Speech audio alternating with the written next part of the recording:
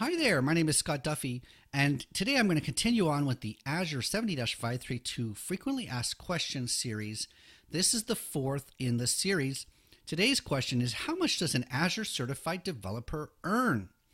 Now that's actually a bit of a trick question because there is not a particular stat that says if you pass this one exam, your salary will go from here to here, right? We do know that getting certified, especially with your MCSA or MCSE, is going to put some power behind your career and get you the better jobs faster. I found this stat online that says Microsoft Azure engineers, so cloud engineers in general, are earning six figures, $118,000 per year. So if you are certainly under that, adding some cloud skills to your resume is going to get you closer to that mark. Now, the truth of it is you do not need to be certified. It's not like some careers where not having a certification will actually not get you jobs. In development, we are pretty lucky in that it's generally a merit-based system. And so if you've got the skills and experience, you've actually worked developing with the technology, that counts a lot when you're going for job interviews. If they ask you, hey, have you ever worked with Azure Storage? And you go, hey, we had this huge project. We were moving stuff out of a hosted environment into Azure, you can tell the actual experience that you had. Employers are going to love that. So if you can demonstrate this experience, and specifically around a work-related experience as opposed to projects you did for yourself, then this is going to be a pretty big way to say that you're qualified, of course. But then why would you get certified? If you can get a job with experience but not with certification, why would you get certified? Well, there's a few main reasons. The first one I want to talk about is the broadening of your knowledge, right? So the process of studying for a certification is actually going to teach you things, and you're actually going to become better in some ways, a better developer, more knowledgeable at Azure, better able to have conversations, be able to make recommendations at work.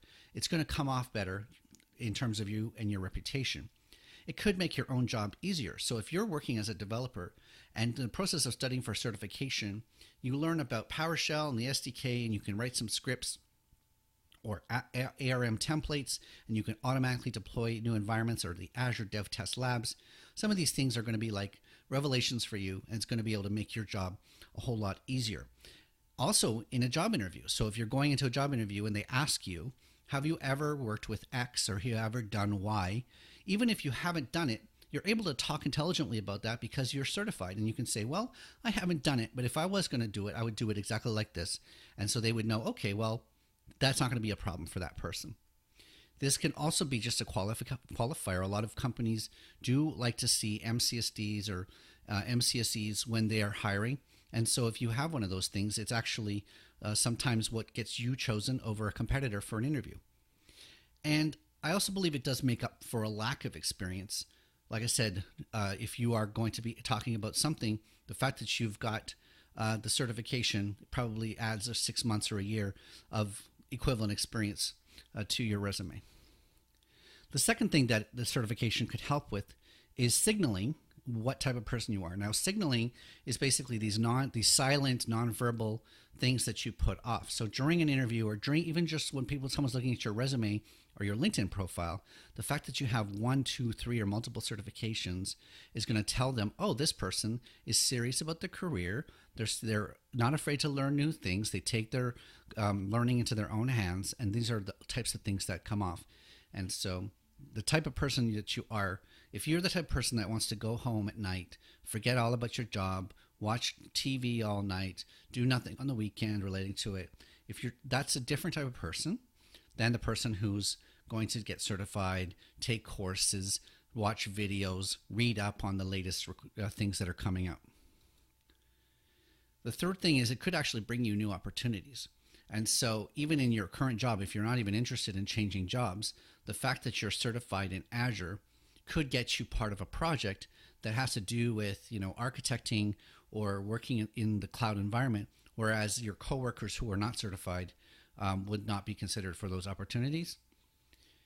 It really can't hurt you at all. If you're going to add new skills constantly to yourself, that's not going to hurt you compared to people who are not adding skills.